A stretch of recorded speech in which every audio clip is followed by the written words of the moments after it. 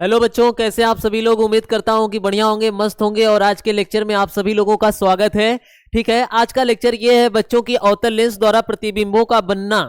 ठीक है, समझ में आई बात। और उससे पहले हम देखेंगे कि प्रतिबिंब बनने के नियम। ठीक है, तो लेंस संबंधी प्रतिबिंब बनने के नियम, तो हेडिंग लगा लेंगे, लेंस द्वारा प्रतिबिंब बनने के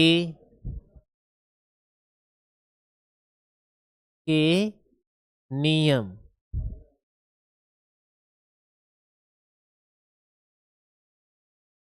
हाँ, rule for image formation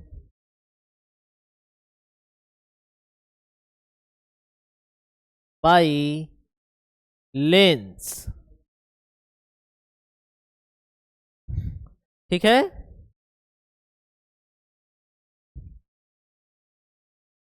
lens द्वारा प्रतिबिंब बनने के नियम। लेंस द्वारा प्रतिबिंब बनने के लेंस द्वारा प्रतिबिंब बनने के नियम। क्लियर है? बोलिए बोलिए बच्चों। ठीक, तो देखिए, समझिए। आवाज क्लियर है कि नहीं? ठीक,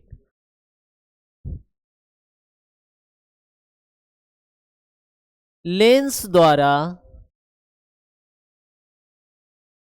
प्रतिबिंब बनने के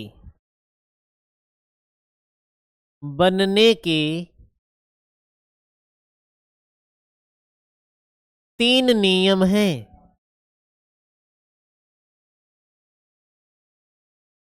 कितने नियम है बच्चों? हाँ, 3 नियम है। लेंस द्वारा प्रतिबिंब बनने के लेंस द्वारा प्रतिबिंब बनने के 3 नियम हैं।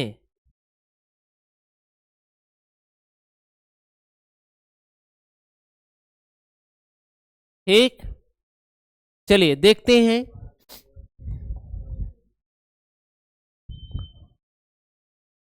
पहला नियम यह है कि जब प्रकाश की किरण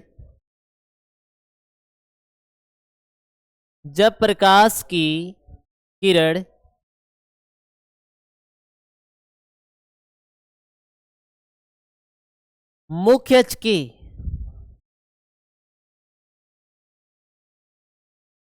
अक्ष के समांतर आती है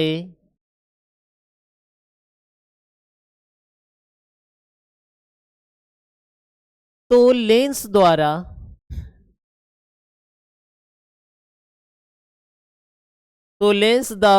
अपवर्तन के पश्चात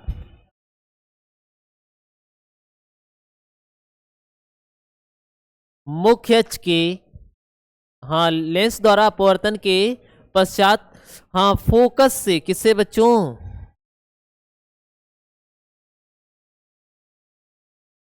फोकस से होकर चली जाती है। किससे होकर चली जाती है?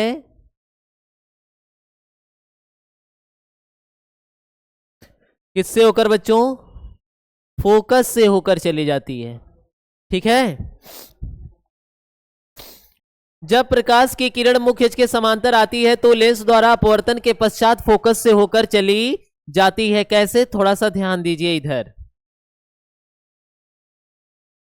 जैसे मैंने बना लिया ये उत्तल लेंस, ठीक है, और ये रहा उत्तल लेंस का ऑप्टिकल सेंटर। इधर है फोकस F2 और इधर फोकस है F1, और ये रहा मुख्य अक्ष। क्लियर दिख रहा है सबको? चलिए ठीक है। अब प्रकाश की किरण ऐसे आई, मुख्य अक्ष के समांतर आ रही है। प्रकाश की किरण बच्चों मुख्य अक्ष के समांतर, तो किससे होकर जाएगी? हाँ, ये फोकस से होकर जाएगी। किससे? फोकस से होकर। ये फोकस, एक मिनट,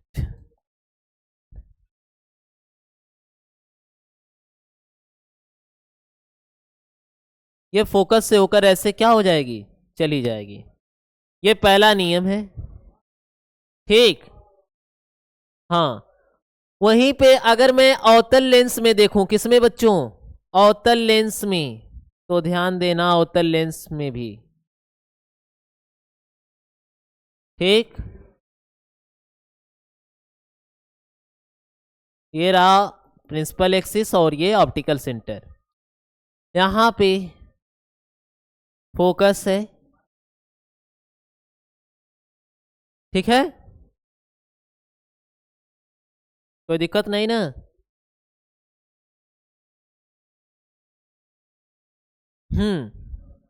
तो ऐसे मुख्य अक्ष के समांतर प्रकाश की किरण आई, ध्यान दीजिए 1 मिनट।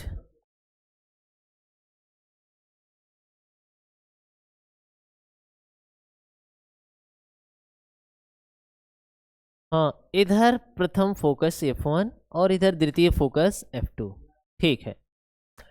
अब ये प्रकाश की किरण मुख्य अक्ष के समांतर आ रही है, किधर आ रही है, हाँ मुख्य अक्ष के समांतर। मुख्य अक्ष के समांतर आएगी तो ये अपसरित होकर चली जाएगी और ऐसा लगेगा कि ये किससे दूर जा रही है,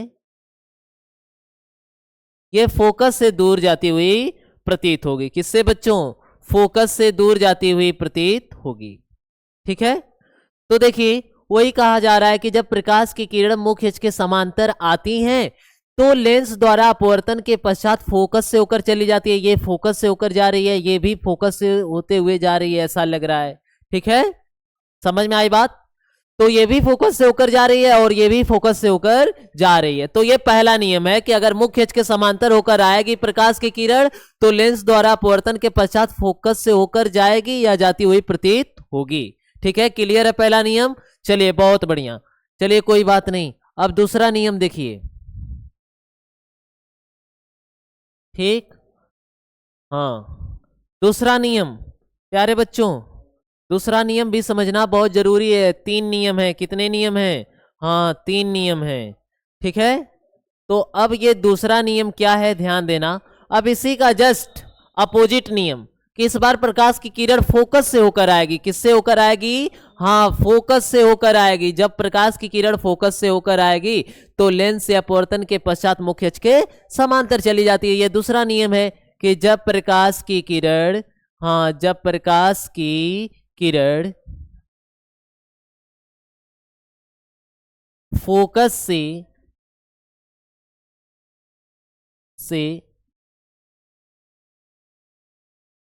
होकर आती है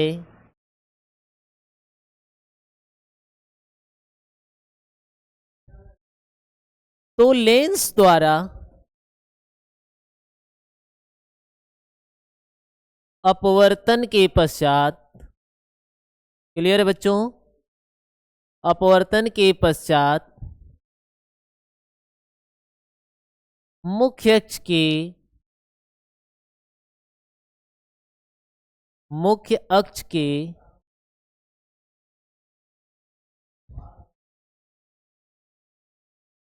समांतर चली जाती है, चली जाती है। चलिए इसे भी देख लेते हैं डायग्राम के थ्रू, ठीक। तो बनाइए भैया डायग्राम बनाइए, ठीक।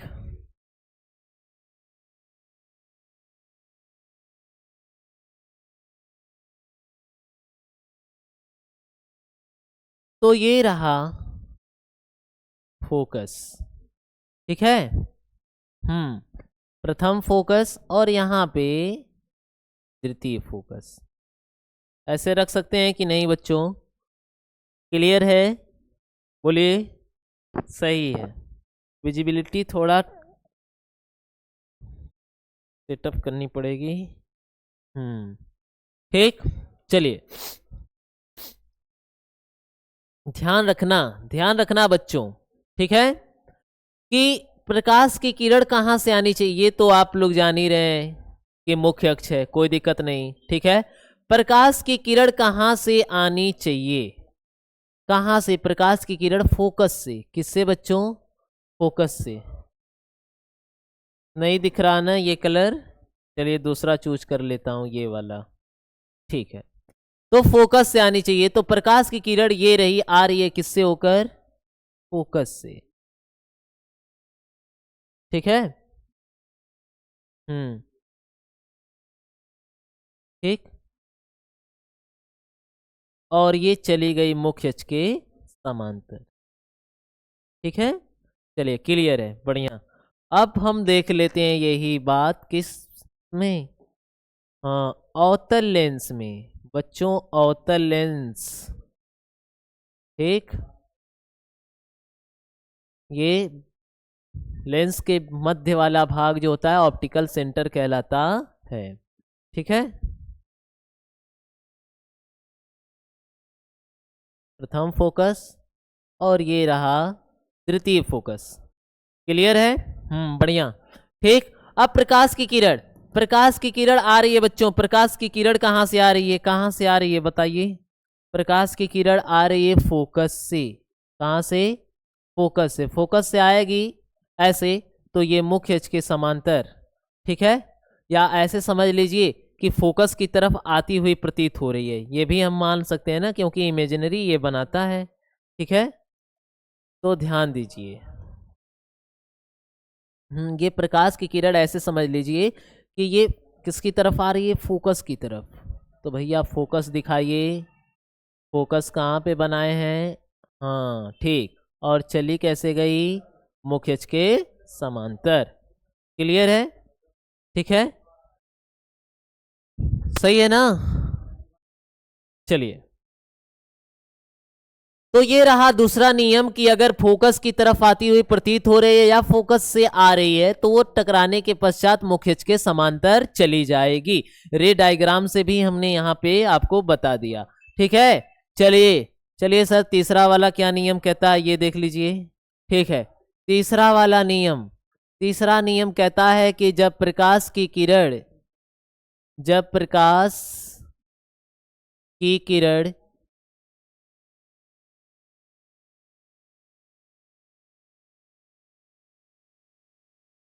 प्रकाशिक केंद्र से बच्चों, हाँ प्रकाशिक केंद्र, प्रकाशिक केंद्र क्या होता है सर? प्रकाशिक केंद्र, लेंस का मध्य बिंदु क्या कहलाता है? प्रकाशिक केंद्र। ठीक है, से होकर आती है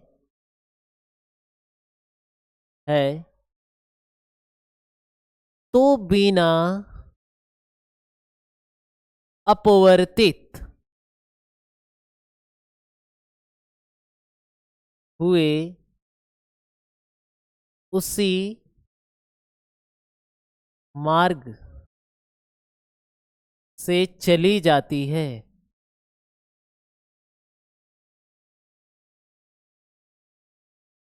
बिना अपवर्तित होते ही उसी मार्ग से क्या हो जाती है? चली जाती है। कैसे? थोड़ा सा ध्यान दीजिए। ये रहा उत्तल लेंस, ये है प्रिंसिपल एक्सिस यानी मुख्य अक्ष, और प्रकाश की किरण, प्रकाश की किरण बच्चों किससे होकर आ रही है? ऑप्टिकल सेंटर से। किससे? ऑप्टिकल सेंटर से होकर आ रही है, तो बिना अपवर्तित हुए उसी मार्ग में क्या हो रही है? चली जा रही है। ठीक है, सेम ऐसा आप अवतल लेंस में भी बना सकते हैं। अवतल लेंस में क्या होगा? ठीक है, इधर फोकस प्रथम, इधर फोकस द्वितीय, और ऐसे प्रकाश की किरण बिना विचलित हुए अपने मार्ग में ऐसे चली गई। ठीक है, तो ये तीन नियम बच्चों, ये तीन नियम, ठीक है, ये तीन नियम हमने क्या कर दिए? बना के भी बता दिए। ठीक, क्या आपको दिख रहा है क्लियर? सही है, बोलिए। हाँ, इस नियम का बड़ा काम है, क्योंकि जब आप बनाएंगे, जब आप लेंस द्वारा प्रतिबिंब का बनना देखेंगे तो 6 स्थितियों में उत्तल लेंस द्वारा बनता है, तो यही नियम क्या आएंगे? काम आएंगे। ठीक है, चलिए ठीक, तो चलिए सर क्यों ना उसे आप देख लीजिए अभी। चलिए कोई बात नहीं, अभी देख लिया जाए बच्चों।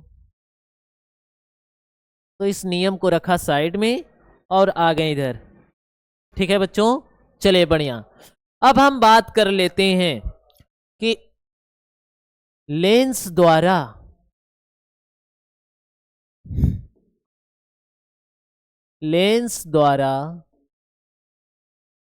प्रतिबिंब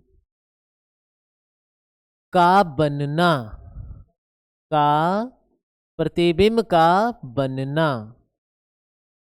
ठीक है, इसको बोलेंगे, क्या बोलेंगे, हाँ, इमेज फॉर्मेशन बाय लेंस, ठीक, इमेज फॉर्मेशन बाय लेंस द्वारा प्रतिबिंब का बनना।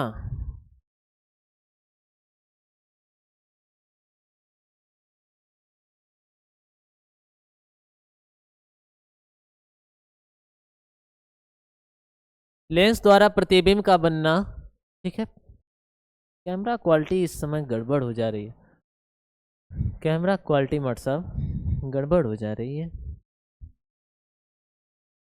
ठीक है। तो सबसे पहले डिस्कस करते हैं कि किस लेंस द्वारा आप देखना चाहते हैं। हाँ, ठीक। तो सबसे पहले बात कर लेते हैं उत्तल लेंस द्वारा, ठीक है। उत्तल लेंस द्वारा, उत्तल लेंस द्वारा का क्या मतलब है, बाई कॉन्वेक्स लेंस, हाँ, उत्तल लेंस द्वारा देखेंगे, ठीक है। तो आप कह सकते हैं कि उत्तल लेंस द्वारा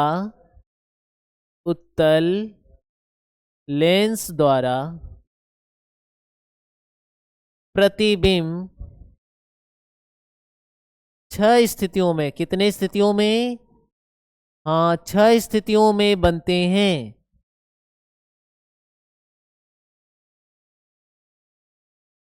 6 स्थितियों में बनते हैं। कितनी स्थिति में बनता है बच्चों, 6 स्थिति में, ठीक है। 6 स्थिति में बन रहा है, तो देखिए, पहली स्थिति तो ये हो गई,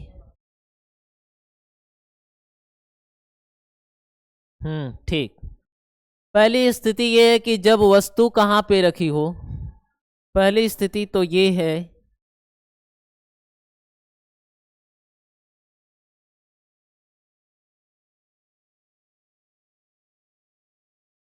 जब वस्तु अनंत पर हो,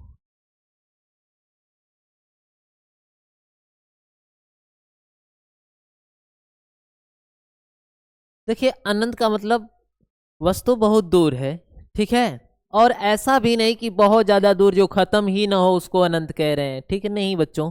जहाँ पे सेंटीमीटर की बात हो रही है, अगर वहाँ पे आप मीटर की बात कर दें, ठीक है, तो वो अनंत की तरह बिहेव करने लगता है, ठीक है। अनंत क्या है, एक रिलेटिव टर्म है, ठीक है।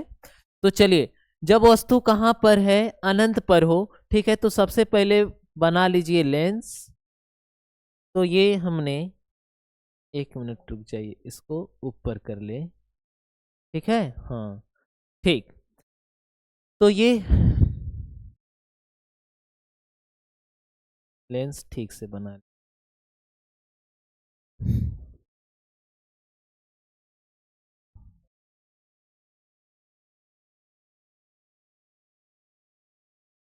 ठीक है।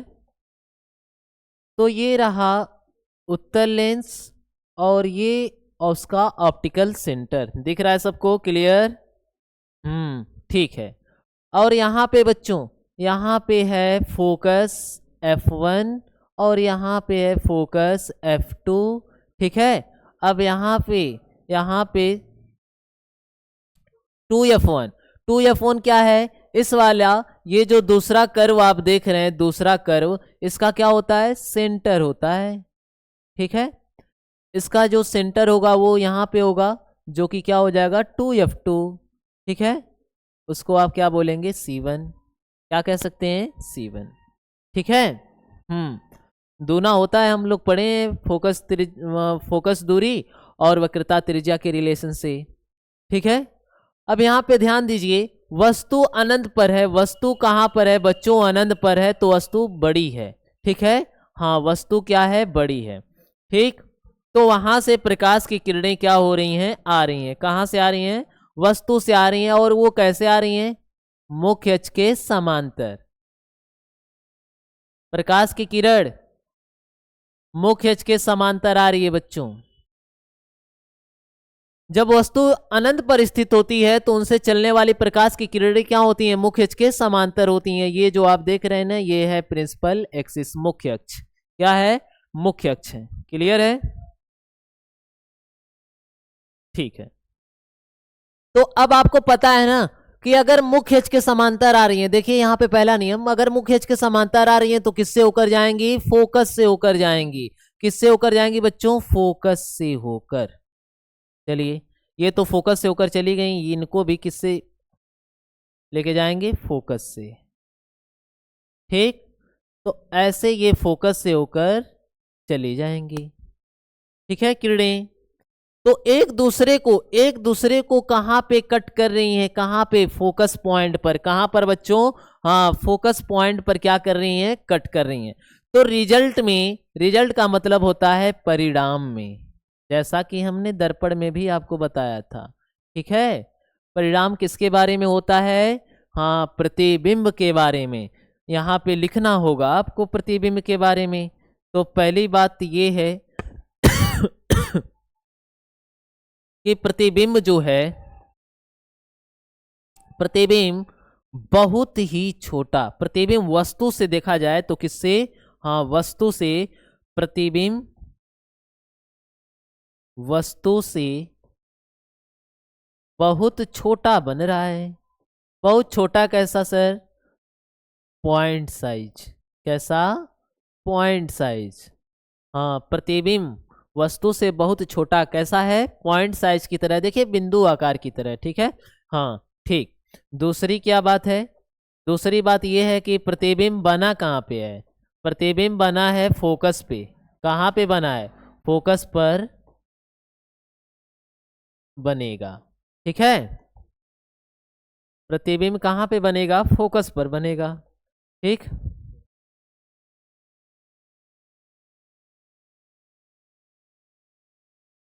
ठीक, प्रतिबिंब कहाँ पर बनेगा बच्चों, फोकस पर बनेगा, ठीक।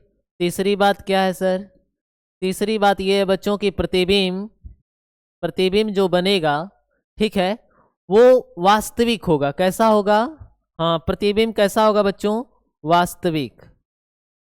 वास्तविक कैसा होता है, तो मैंने आपको पढ़ाया ना, प्रतिबिंब दो प्रकार के होते हैं।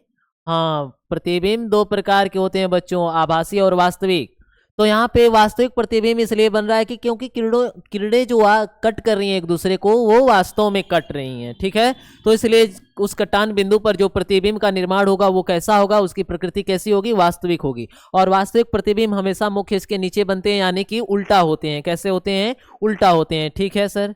आगे चलिए, चौथी पॉइंट क्या है, चौथी पॉइंट है रेखीय आवर्धन की। रेखीय आवर्धन जैसा कि आपने दर्पण में पढ़ा भी होगा कि एम से किससे लिखते हैं, हाँ, रेखीय आवर्धन को यम से लिखते हैं। और ये होता क्या है, ये होता है बच्चों प्रतिबिंब की हाइट और वस्तु की हाइट का अनुपात होता है। यहाँ पे देखा जाए तो प्रतिबिंब की हाइट से वस्तु की हाइट बहुत ही ज्यादा है। वस्तु अनंत पर है, उसकी लंबाई ज्यादा है, प्रतिबिंब की लंबाई बहुत कम है, क्योंकि वो बिंदु आकार की तरह, तो हाइट हो गई ना बहुत छोटी, ठीक है। अगर हाइट बहुत छोटी हो गई और वस्तु की हाइट ज्यादा हो गई तो आप क्या कर रहे हैं, बहुत कम में, यानी कम संख्या में अधिक संख्या से आप भाग देंगे। कम संख्या में अधिक संख्या से भाग देंगे तो सीधी सी बात है ना कि m का मान बहुत लेस देन होगा किससे, 1 से, यानी 1 ग्रेटर देन होगा m से, ठीक है। चलिए, ठीक है। पांचवी बात क्या है, पांचवी बात यह है सर कि जो रेखीय आवर्धन होता है रियल इमेज के लिए वो कैसा होता है, नेगेटिव होता है, ऋणात्मक होता है। कैसा होता है, ऋणात्मक होता है। तो ये रहा परिणाम, ये क्या रहा बच्चों, परिणाम रहा। क्या रहा, परिणाम रहा, ठीक है। कोई दिक्कत नहीं ना, चलिए ठीक है। अब यहाँ पे ध्यान दीजिए, अब हम दूसरी स्थिति ले लेते हैं। दूसरी स्थिति क्या थी? दूसरी स्थिति क्या थी बच्चों?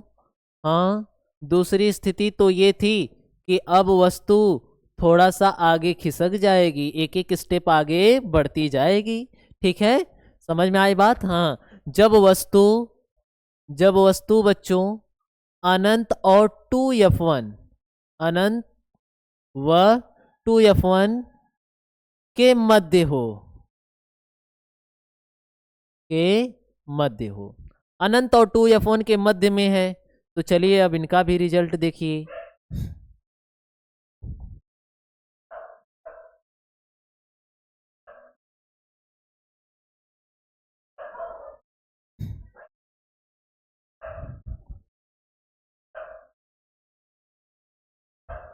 ठीक, अब ये रहा अनंत बच्चों, और यहाँ पे है 2f1, और यहाँ पे आ जाएंगे f1, और यहाँ पे f2, और यहाँ पे 2f2। ठीक है, वस्तु को कहाँ पे रखना है? वस्तु को रखना है अनंत व 2f1 के मध्य, अनंत व 2f1 के मध्य।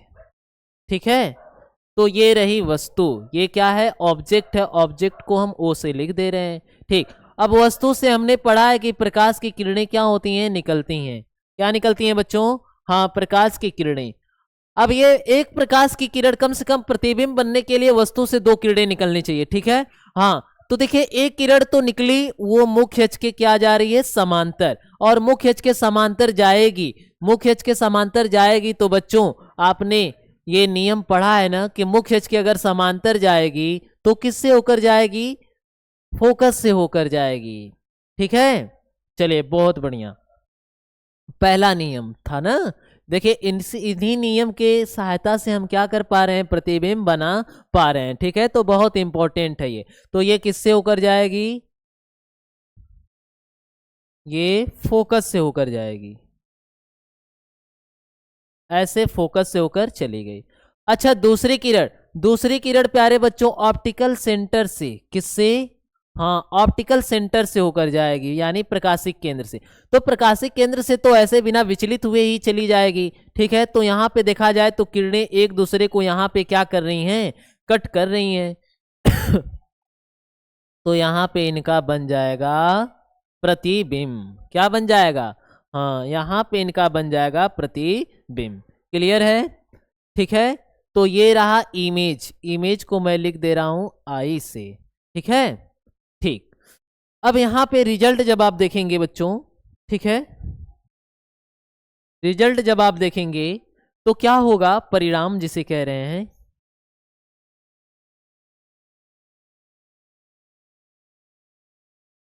ठीक, परिणाम जब आप देखेंगे तो पहली बात यह है, बताइए कि प्रतिबिंब बड़ा है कि वस्तु बड़ी है? तो प्रतिबिंब जो है वो वस्तु से क्या है? छोटा है, वस्तु से छोटा। देखिए अभी भी वस्तु बड़ी है और प्रतिबिंब छोटा बन रहा है, लेकिन ज्यादा छोटा नहीं है, इसलिए हमने केवल लिख दिया कि प्रतिबिंब क्या है? वस्तु से छोटा है, बहुत छोटा नहीं है। ठीक है, हाँ, अगली बार तो बहुत छोटा था, पॉइंट साइज का था। ठीक है, ठीक, दूसरी बात क्या है? हाँ, दूसरी बात ये है बच्चों की प्रतिबिंब, प्रतिबिंब देखा जाए तो कहाँ पे बन रहा है? F2 और 2F2 के मध्य। प्रतिबिंब F2 व 2F2 के मध्य बन रहा है। ठीक है सर, तीसरी बात क्या है ये बता दीजिए। तीसरी बात ये है कि जो प्रतिबिंब है वो अभी भी क्या है? वास्तविक है। क्या है? वास्तविक है, और वास्तविक प्रतिबिंब उल्टा होता है। उल्टा क्या होता है? मुख्य अक्ष के नीचे बनेगा तो उल्टा ही तो बोलेंगे। क्या बोलेंगे बच्चों? उल्टा बोलेंगे। ठीक है, चलिए चौथी बात क्या है? चौथी बात सुन लीजिए। जो चौथी बात है वो रेखीय आवर्धन के लिए है। किसके लिए है? हाँ, रेखीय आवर्धन के लिए।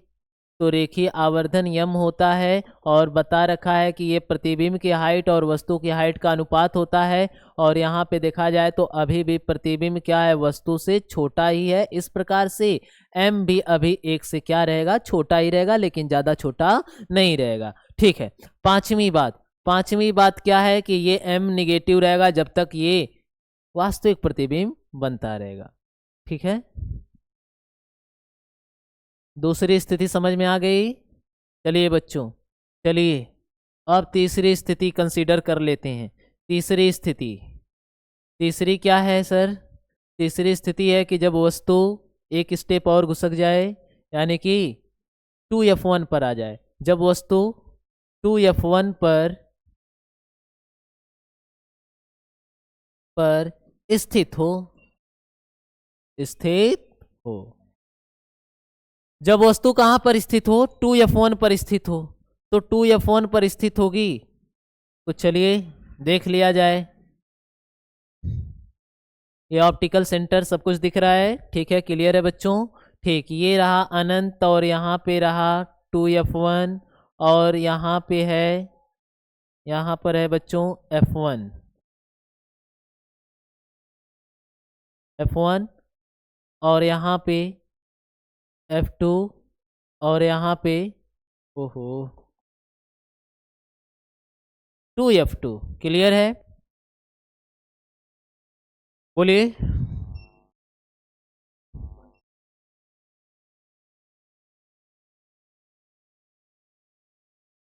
बच्चों लाइट की प्रॉब्लम हो गई।